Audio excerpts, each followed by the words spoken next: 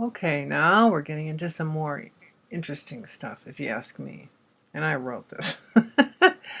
Anyways, this is Granddaddy, August 1884.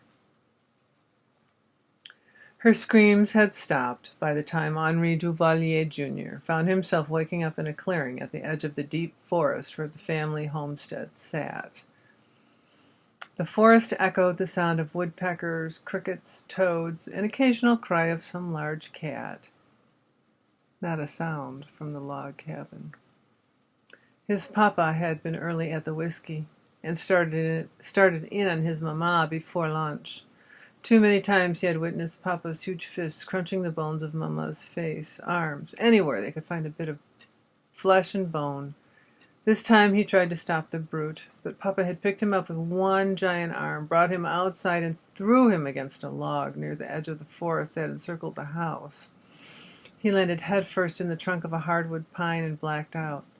When he awoke, with his head throbbing, the sun was peering through the tall, dense forest on its way to the horizon. Shadows were creeping up to the edge of the clearing. It must have been hours he had been asleep. For some reason Mama had stayed with his papa. He had never got up the nerve to ask her why. He and Mama could go off together and leave the bastard behind. He was young, but not that young anymore.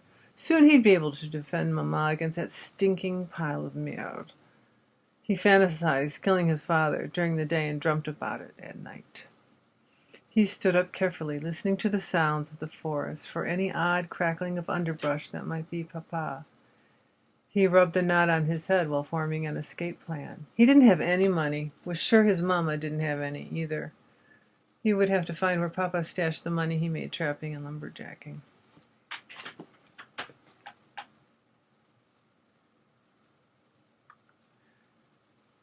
Well, I think what I'm going to do is